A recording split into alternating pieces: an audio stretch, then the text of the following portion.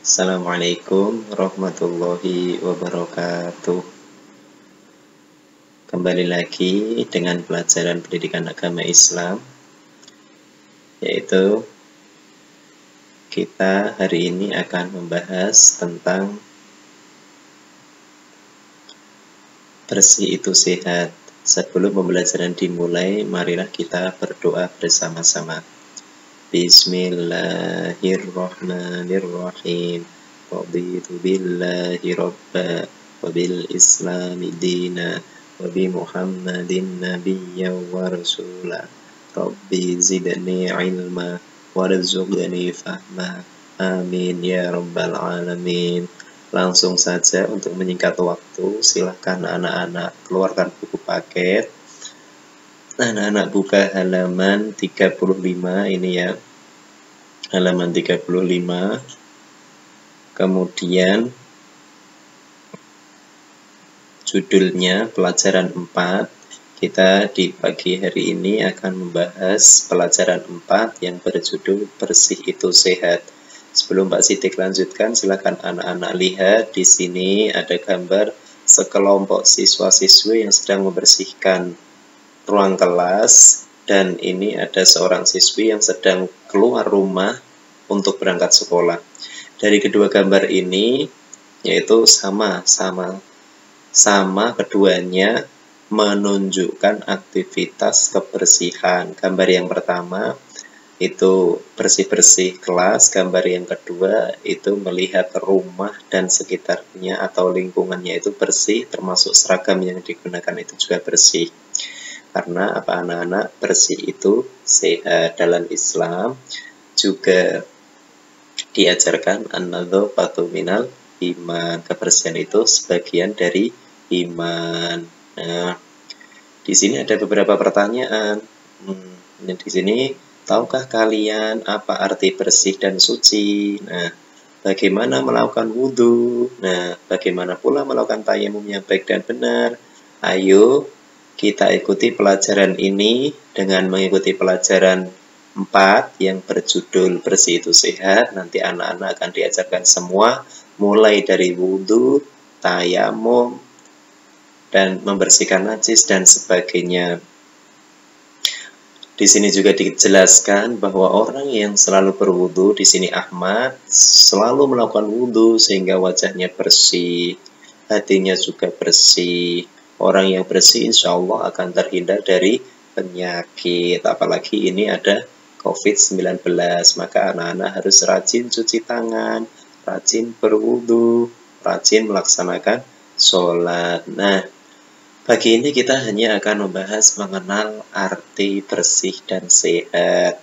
Nah, sebelum Pak Sidik jelaskan, silahkan melihat gambar ini dulu. Ini ada gambar seorang anak yang sedang mandi. Mandi itu merupakan aktivitas membersihkan badan dari kotoran. Kotoran itu udah banyak. Ada kotoran yang najis, ada kotoran yang dari keringat tubuh kita sendiri.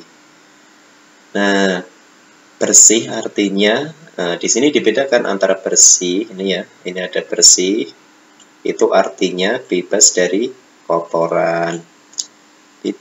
Lain halnya dengan suci. Suci itu artinya bebas dari najis. Najis itu adalah sesuatu yang menjadikan terhalangnya seseorang untuk beribadah kepada Allah. Nah, jadi kalau kita itu dalam keadaan najis, kita tidak boleh beribadah. Najis itu terjadi karena apa? Yaitu pertama karena jilatan anjing, darah, misal kena pisau atau jatuh berdarah, itu darahnya najis. Kotoran manusia, kotoran hewan, air seni atau urin pas pipis ya, itu najis. Jadi kalau pipis jangan sambil berdiri supaya tidak mengenai celana, supaya tidak nyiprap ke badan sehingga najis. Najis pasti kotor. Najis itu pasti kotor. Tetapi kalau kotor belum tentu najis. Misal ya, contoh anak-anak terkena tanah, terkena tinta, terkena cat ya, cat tembok, cat kayu, terkena ludah, itu semua merupakan kotoran tetapi tidak najis. Yang najis yang apa? Yang seperti tadi, jilatan anjing, darah, muntahan makanan, muntahan makanan. Nah, bersih atau suci dibagi menjadi dua, bersih dan suci dibagi menjadi dua, yaitu yang pertama suci atau bersih dari hadas, dan yang kedua suci dari najis. Nah, anak-anak harus membedakan, ada yang namanya bersih dari hadas, ada yang namanya bersih dari najis. Yang pertama, hadas ada dua. Hadas itu sesuatu yang menghalangi sahnya ibadah. Saya ulangi, dicatat ya. Hadas itu yaitu sesuatu yang menghalangi dari sahnya ibadah, ibadah sholat dan ibadah yang lainnya. Nah, hadas ada dua. Yang pertama hadas besar, yaitu yang pertama hadas besar, dan yang kedua hadas kecil. Nah, sekarang anak-anak bisa melihat contoh hadas besar. Hadas besar itu seperti mimpi basah bagi laki-laki dan haid bagi perempuan. Nah, cara menghilangkan hadas besar bagaimana anak-anak? Cara menghilangkan hadas besar adalah dengan mandi junub, mandi besar atau mandi junub. Kalau tidak ada air bagaimana? Mandi butuh air. Kalau tidak ada air maka tayamum sudah cukup untuk menghilangkan hadas besar. Nah, sekarang ganti hadas yang kedua, yaitu hadas kecil. Hadas kecil itu disebabkan karena apa? Karena buang air seni, buang air besar, kentut atau buang angin, itu menyebabkan hadas kecil. Hadas kecil menyebabkan wudhu kita batal. Nah, kalau batal bagaimana? Kita harus wudhu kembali ketika hendak mengerjakan sholat. Nah, ini ada klasifikasinya hadas kecil.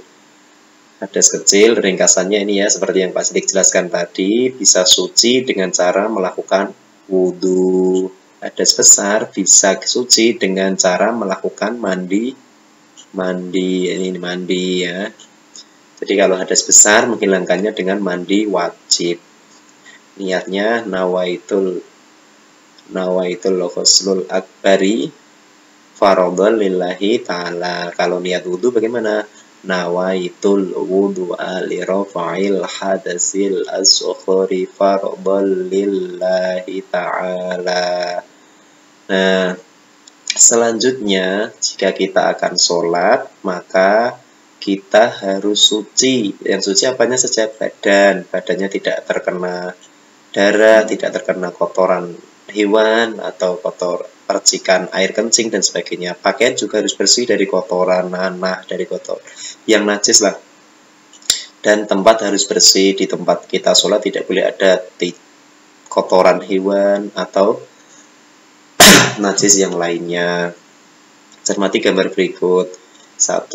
Menunjukkan badan itu harus bersih, pakaiannya harus suci, badannya harus suci, pakaian suci, tempat ini ya, yang untuk sholat ini harus suci. Nah, bersih badan, bersih pakaian, bersih tempat merupakan syarat sahnya sholat.